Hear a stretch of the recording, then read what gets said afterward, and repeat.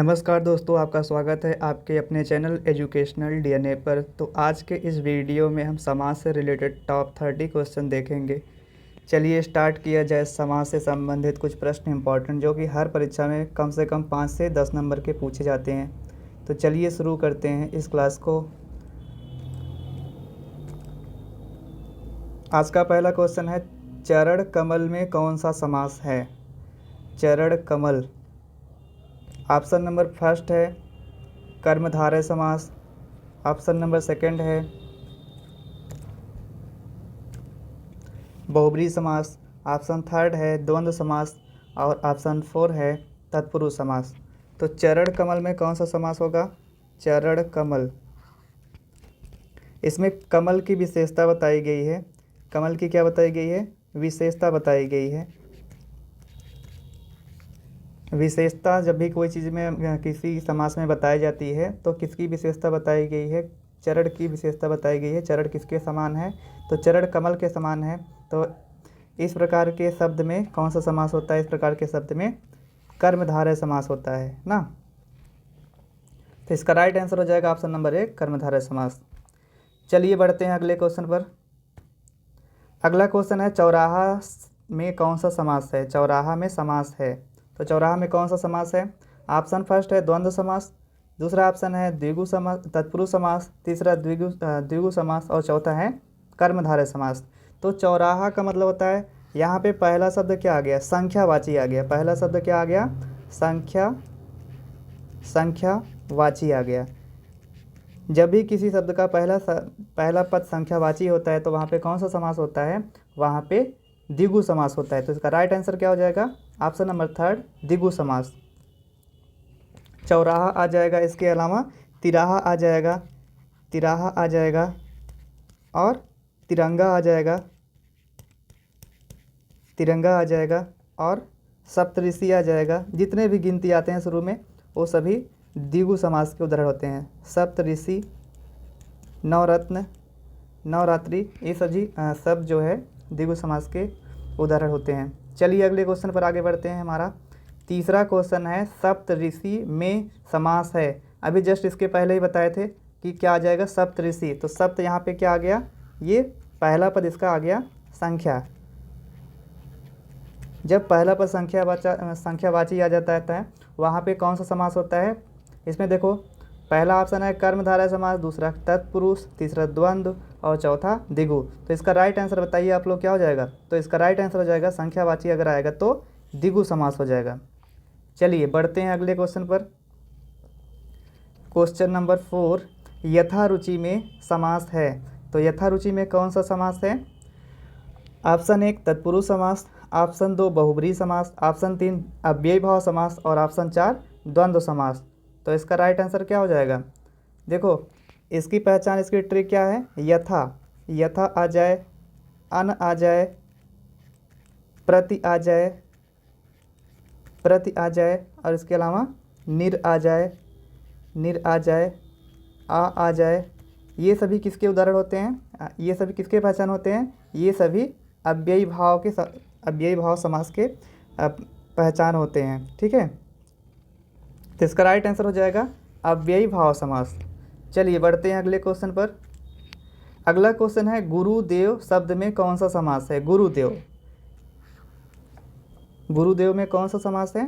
तो देखो, जो देवताओं में गुरु हो ना, जो गुरु हो, यानी कि इसमें विशेषण की बात हो रही है, विशेषण और विशेष्य की बात हो रही है। विशेषण और विशेष्य जिसमें भी आता है वो किसका एग्जाम्पल होता है? वो एग्जाम्पल होता है कर्मधारय समास का। तो इसका राइट आंसर क्या हो जाएगा? कर्मधारय समास। चलिए बढ़ते हैं अगले नेक्स्ट क्वेश्चन पर।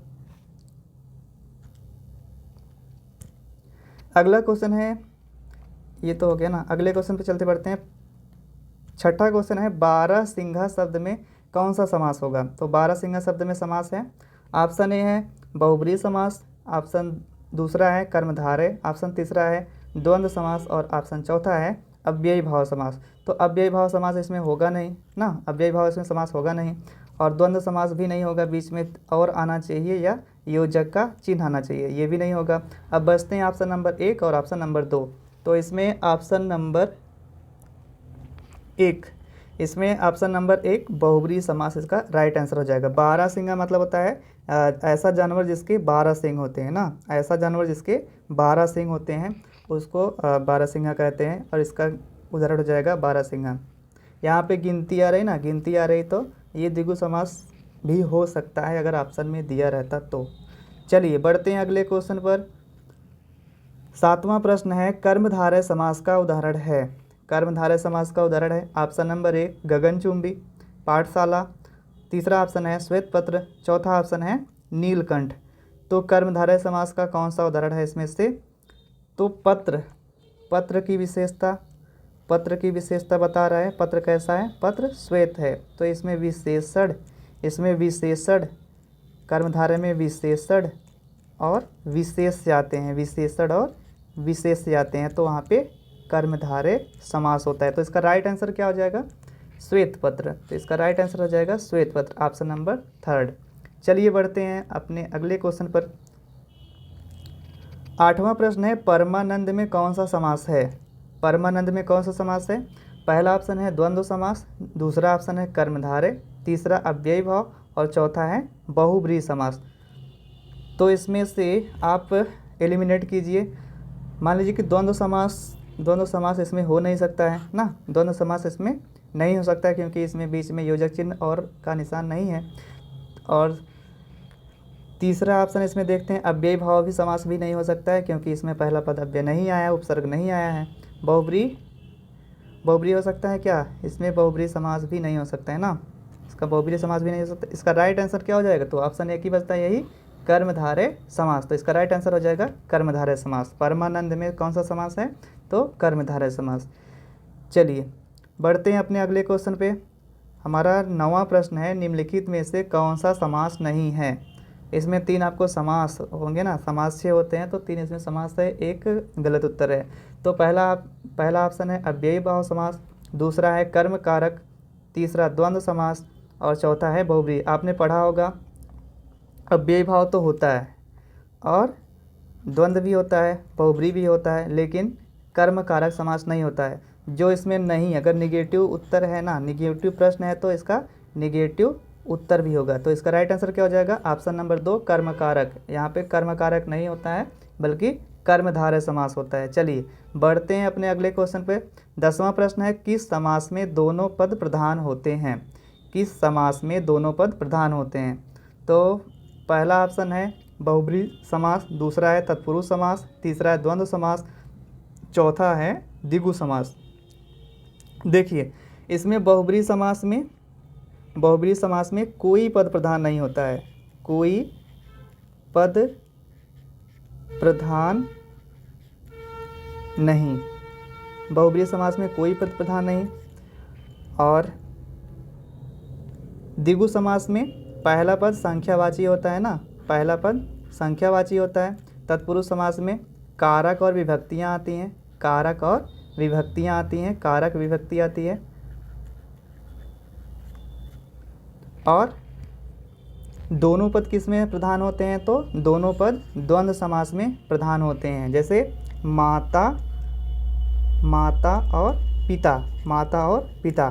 तो इसमें देखो माता भी प्रधान और पिता भी प्रधान, दोनों मुख्य हैं। प्रधान का मतलब होता है दोनों मुख्य होते हैं, दो नाम आते हैं, ठीक है। तो इसका राइट आंसर हो जाएगा द्वंद्व समास, दोनों पद प्रधान वाले द्वंद्व समास।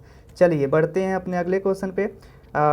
क्वेश्चन नंबर 11 है कि महाजन शब्द का समास, महाजन शब्द में समास है, महाजन शब्द में कौन सा समास है? पहला ऑप्शन है कर्मधारय समास, दूसरा है द्वंद्व समास, तीसरा द्विगु समास और चौथा अव्ययी भाव समास। हमने आपको पहले ही ट्रिक बता दिए हैं कि अव्ययी भाव समास में यथा, अन, निर, उप, यत आदि शब्द आते हैं, तो इसमें अव्ययी भाव समास होगा नहीं। और द्विगु समास में पहला पद संख्यावाची 1, 2, 3, 4, 5 इस तरह के सप्त, अष्ट, 9 ये सब चीज़ें आती हैं, तो ये भी नहीं होगा। और द्वंद्व समास में जैसे बीच में और आता है ना, और योजक चिन्ह आता है, तो यहाँ पे योजक चिन्ह नहीं दिख रहा है, तो इसका राइट आंसर क्या हो जाएगा? इसका राइट आंसर हो जाएगा ऑप्शन नंबर 1 कर्मधारय समास। महाजन, महाजन का मतलब होता है, जब इसका विग्रह करेंगे क्या हो जाएगा, महान जन, जो जनों में महान हो, महान जन। ठीक है, इसमें जन की विशेषता बता रहा है, जन कैसा है, जन महान है। विशेषता की इसमें देखो, विशेषण और विशेषता की इसमें जब भी बात आती है तो वहाँ पे कर्मधारय समास होता है। ठीक है, चलिए बढ़ते हैं अपने अगले क्वेश्चन पर। अगला प्रश्न है, जलमग्न शब्द में समास होगा, जलमग्न शब्द में कौन सा समास होगा। पहला ऑप्शन है द्वंद्व समास, ऑप्शन दूसरा है अव्ययी भाव समास, और ऑप्शन तीसरा है तत्पुरुष समास, और ऑप्शन चौथा है बहुब्रीहि समास। तो जलमग्न में कौन सा समास होगा, देखो इसका विग्रह कर देते हैं तो हमको जो है सही उत्तर मिल जाएगा। तो जलमग्न का विग्रह करते हैं, क्या हो जाएगा, जल में मग्न, जल में मग्न। मग्न का अर्थ होता है डूबा हुआ ना, मग्न का अर्थ होता है डूबा हुआ, जल में मग्न। देखो इसमें में आ गया, में क्या होता है, में कारक होता है ना, कारक, कारक में कारक होता है। और ये किसका चिन्ह होता है, ये कर्म कारक का चिन्ह होता है। जहाँ में आ जाएगा तो वहाँ पे कर्म कारक का चिन्ह होता है। जहाँ पे कारक और विभक्ति से रिलेटेड कोई भी प्रश्न आएगा तो वहाँ पे कौन सा ऑप्शन सही होगा, तो जहाँ पे विभक्ति आएगा तो पहले ही मैंने बताया था, तो वहाँ पे तत्पुरुष समास आएगा ना, तत्पुरुष समास। तो इसका राइट आंसर हो जाएगा जलमग्न में तत्पुरुष समास है। चलिए बढ़ते हैं अपने अगले क्वेश्चन पर। हमारा क्वेश्चन नंबर 13 है, वज्रपाणी शब्द में कौन सा समास है, वज्रपाणी शब्द में कौन सा समास है। ऑप्शन फर्स्ट है तत्पुरुष समास, ऑप्शन दूसरा है बहुब्रीहि समास, ऑप्शन तीसरा है द्वंद्व समास, और ऑप्शन चौथा है द्विगु समास। तो इसका राइट आंसर क्या होगा, आप लोग कमेंट बॉक्स में जल्दी से टाइप कीजिए। तो देखो इसका विग्रह करते हैं, वज्रपाणी, वज्रपाणी का विग्रह करेंगे क्या हो जाएगा, पाणी का अर्थ होता है हाथ, पाणी का अर्थ होता है हाथ।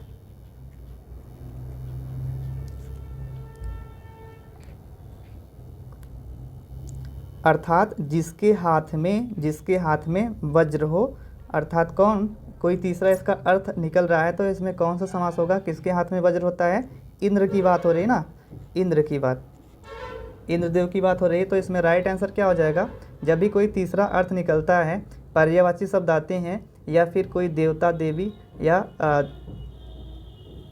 किसी चीज़ का नाम आता है, तो वहाँ पे कौन सा समास होता है, वहाँ पे बहुब्रीहि समास होता है, कोई तीसरा अर्थ निकलेगा। ठीक है, यहाँ पे देखो वज्रपाणी, जिसके हाथ में वज्र हैं, तो अर्थात बहुब्रीहि समास होता है, इंद्र की बात हो रही ना। चलिए बढ़ते हैं अपने अगले क्वेश्चन पे। हमारा क्वेश्चन नंबर 14 है, पंचवटी शब्द में कौन सा समास होगा। तो पंचवटी शब्द में कौन सा समास होगा, ऑप्शन नंबर फर्स्ट है बहुब्रीहि समास, ऑप्शन दूसरा है कर्मधारय समास, ऑप्शन तीसरा है द्वंद्व समास, और ऑप्शन चौथा है द्विगु समास। देखो इसमें इस शब्द की पहचान करते हैं ना, पंचवटी, पाँच वटों का समूह, 5 वटों का समूह। ठीक है, देखो इसमें 5 आ गया ना, 5 आ गया, यहाँ पे गिनती आ गई। जब भी गिनती आएगा, शुरू का अगर गिनती आएगा किसी भी वाक्य में, किसी भी शब्द में, तो वहाँ पे कौन सा समास होगा, वहाँ पे द्विगु समास होगा। तो इसका राइट आंसर क्या हो जाएगा, द्विगु समास, पंचवटी में द्विगु समास है। तो चलिए बढ़ते हैं अपने अगले प्रश्न पे। क्वेश्चन नंबर 15 है, इनमें से कौन सा शब्द द्विगु समास है। तो ऑप्शन फर्स्ट है भुजदंड, ऑप्शन दूसरा है माखन चोर, ऑप्शन तीसरा है भला बुरा। देखो भला बुरा तो हो नहीं सकता, क्योंकि इसमें क्या आ गया, योजक चिन्ह आ गया, और ये किसका उदाहरण है, ये जो है द्वंद्व समास का उदाहरण है। माखन चोर ना, इसमें देखो माखन चोर, माखन को चुराने वाला, इसमें कौन सा समास हो जाएगा, इसमें तो तत्पुरुष समास हो जाएगा, तत्पुरुष, इसमें तत्पुरुष समास हो जाएगा। भुजदंड, इसमें भी नहीं, इसमें कर्मधारय समास होगा। तो इसका राइट आंसर क्या हो जाएगा, चतुर्भुज। देखो इसमें चतुर का मतलब क्या होता है, चार भुजाओं वाला, यहाँ पे गिनती आ गई, तो इसका राइट आंसर क्या हो जाएगा, चतुर्भुज। ठीक है, चलिए बढ़ते हैं अपने अगले प्रश्न पे। क्वेश्चन नंबर 16 है, प्रतिदिन शब्द में कौन सा समास होगा। तो प्रतिदिन शब्द में कौन सा समास होगा। तो ऑप्शन नंबर फर्स्ट है द्विगु समास, ऑप्शन दूसरा है कर्मधारय समास, ऑप्शन तीसरा है तत्पुरुष समास, और ऑप्शन चौथा है अव्ययी भाव समास। तो इसका कौन सा उत्तर होगा, आप लोग जल्दी से बताइए। प्रतिदिन का हम इसका विग्रह करने की कोशिश करते हैं, तो क्या हो जाएगा, प्रतिदिन का होगा दिनम प्रति। यानी कि हिंदी में जब इसको मतलब क्या हो जाएगा, हर दिन ना, हर दिन। यहाँ पे पहला देखो, पहला पद क्या आ गया, पहला पद उपसर्ग आ गया ना, उपसर्ग, उपसर्ग आ गया। जब भी पहला पद उपसर्ग आता है तो वहाँ पे हमेशा कौन सा समास होता है, वहाँ पे हमेशा अव्ययी भाव समास होता है। ठीक है, तो इसका राइट आंसर क्या हो जाएगा, अव्ययी भाव। प्रतिदिन में कौन सा समास है, तो प्रतिदिन में अव्ययी भाव समास है। चलिए बढ़ते हैं अपने नेक्स्ट क्वेश्चन पे। क्वेश्चन नंबर 17 है, यथाशक्ति में कौन सा समास है। अभी इसके पहले यथा रुचि आया था, तो यहाँ पे क्या आ गया, यथाशक्ति। यह उपसर्ग है ना, उपसर्ग, उपसर्ग। जब भी उपसर्ग आएगा, अभी इसके पहले जस्ट बताए थे, तो वहाँ पे कौन सा समास होता है, वहाँ पे अव्ययी भाव समास होता है। तो इसका राइट आंसर क्या हो जाएगा, ऑप्शन नंबर 2, अव्ययी भाव समास। चलिए बढ़ते हैं अपने नेक्स्ट क्वेश्चन पे। धनुर्बाण में किस तरह का समास है, बताइए, धनुर्बाण में किस तरह का समास है। सोचिए जल्दी। इसका राइट आंसर, पहला ऑप्शन है तत्पुरुष समास, दूसरा ऑप्शन है बहुब्रीहि समास, ऑप्शन तीसरा है इसका कर्मधारय समास, या फिर ऑप्शन चौथा है द्वंद्व समास। धनुर्बाण, धनुर्बाण का पहले आप विग्रह करिए, तब जाके इसका राइट आंसर मिल पाएगा। धनुर्बाण, तो इसका विग्रह करेंगे तो क्या हो जाएगा, धनुष,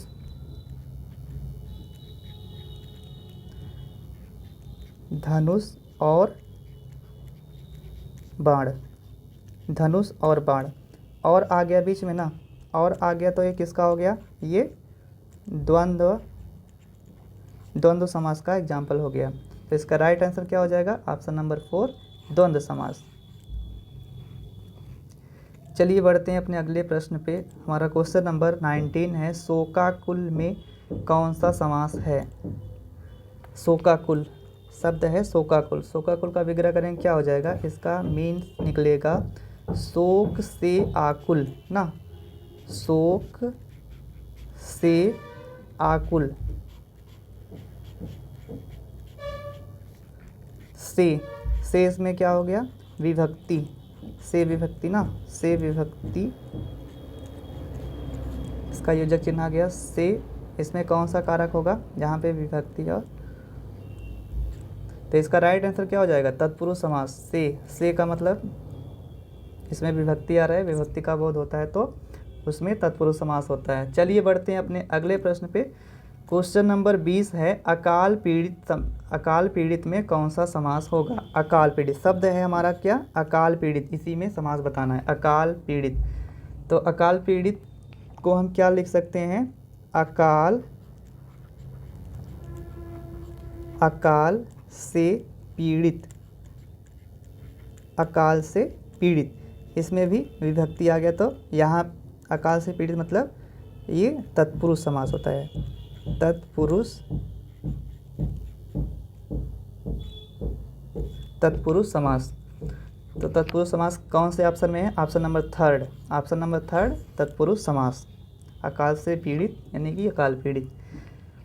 देखो जब भी कोई समास होता है, उसका जब विग्रह करते हैं उसमें विभक्तियां आ जाती हैं, और जब विग्रह नहीं करते हैं, जब मतलब संक्षेप में लिखा जाता है, तो उसमें विभक्तियां लुप्त हो जाती हैं।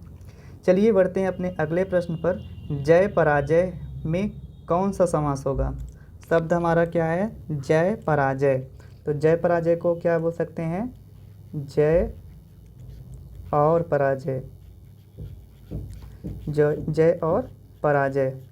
इसमें दोनों जो है मुख्य हैं, दोनों प्रधान हैं।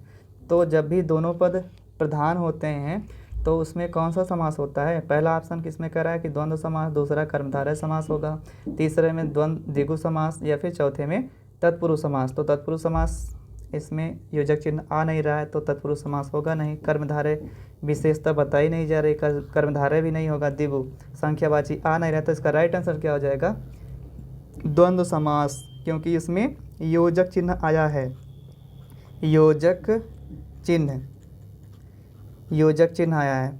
ठीक है, योजक चिन्ह ये वाला निशान होता है। चलिए बढ़ते हैं अपने अगले प्रश्न पे। हमारा क्वेश्चन नंबर 22 है, पर्णकुटी शब्द का समास है। पर्णकुटी शब्द में कौन सा समास है। हमारा पहला ऑप्शन है तत्पुरुष समास, दूसरा ऑप्शन है द्वंद्व समास, तीसरा ऑप्शन है कर्मधारय समास, चौथा ऑप्शन है बहुब्रीहि समास। तो बताइए इसका राइट आंसर क्या होगा। चलिए पर्ण कुटी का हम विग्रह करने की कोशिश करते हैं। तो पर्ण कुटी का मतलब क्या हो जाएगा? पर्ण की कुटी, पत्तियों की कुटिया, ठीक है। पर्ण की कुटी, पर्ण की कुटी, ठीक है। की काके की रारेरी, कौन सा? संबंध, संबंध, संबंध कारक।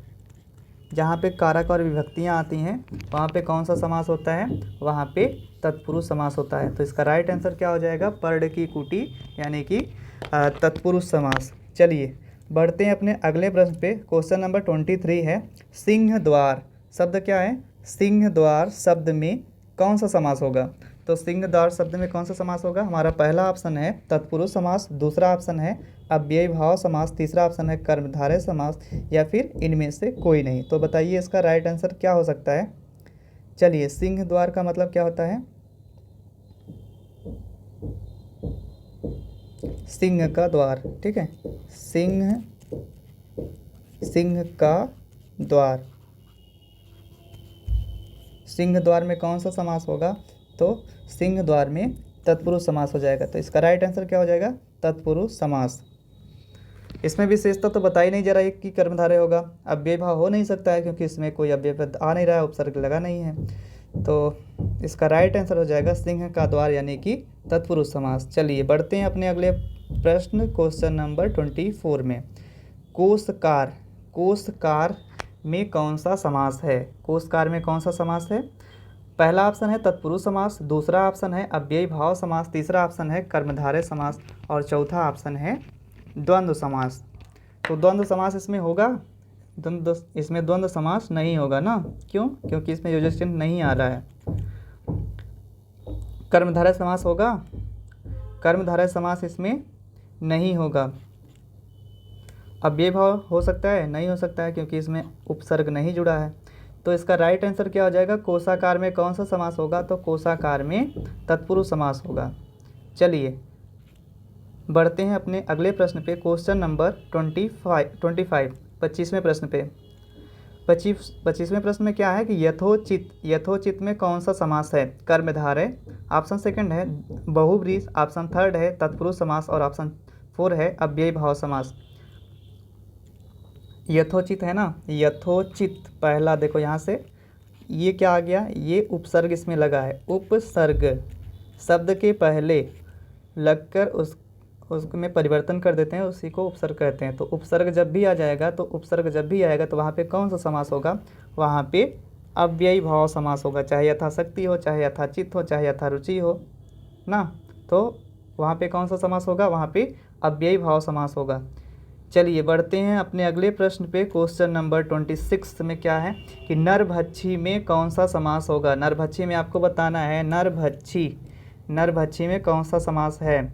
ऑप्शन फर्स्ट है बहुब्रीहि समास, ऑप्शन सेकंड है तत्पुरुष समास, ऑप्शन थर्ड है कर्मधारय, ऑप्शन 4 है द्विगु समास। तो बताइए द्विगु समास इसमें हो सकता है क्या? नहीं होगा, ठीक है। कर्मधारय देखते हैं अभी क्या होगा, कर्मधारय होगा। चलिए इसका पहले विग्रह करते हैं। तो क्या हो जाएगा? नरभक्षी, नर, नर का मतलब होता है मनुष्य ना, नर का भक्षण करने वाला, नर का भक्षण करने वाला, करने वाला, नर का भक्षण करने वाला। तो यहाँ पे विभक्ति यहाँ पे आ गई काके की रारेरी, नर का भक्षण करने वाला। तो यहाँ पे कौन सा समास होगा? यहाँ पे सही इसका उत्तर हो जाएगा तत्पुरुष समास, ठीक है। चलिए बढ़ते हैं अगले प्रश्न पे, क्वेश्चन नंबर 27 है नीलांबर। नीलांबर शब्द में कौन सा समास है? पहला ऑप्शन है तत्पुरुष समास, ऑप्शन सेकंड है कर्मधारय समास, ऑप्शन थर्ड है बहुब्रीहि समास, ऑप्शन 4 है द्विगु समास। तो इसका राइट आंसर क्या हो जाएगा? इसका विग्रह करेंगे, क्या हो जाएगा? नीला, नीला है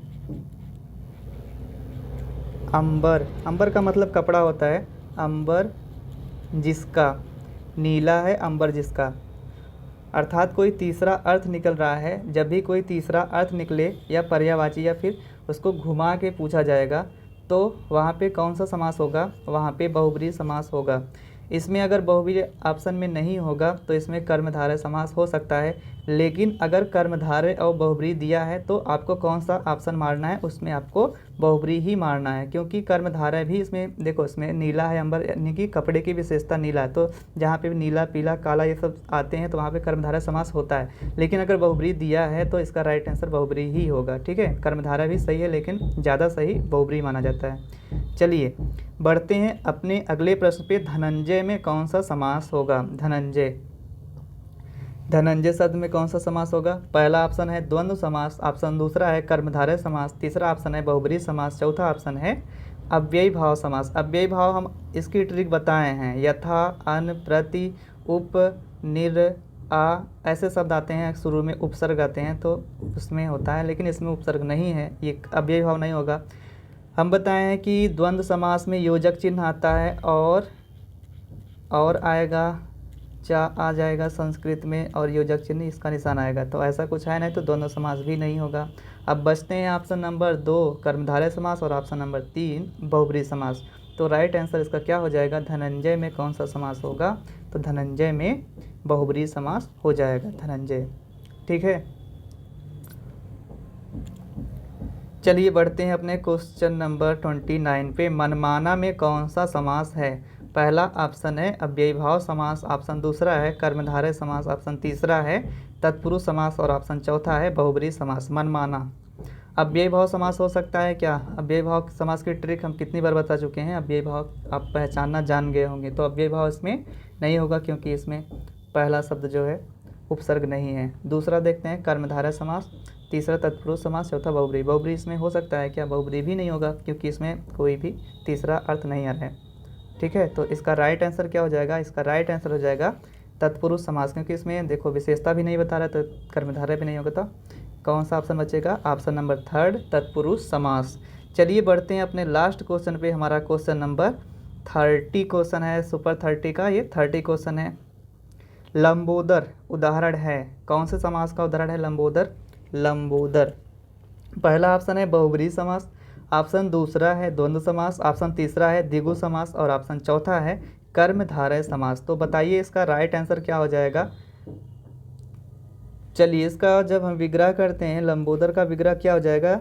लंबा, लंबा या बड़ा, लंबा या बड़ा हो, पेट जिसका, उदर का मतलब पेट होता है, पेट जिसका।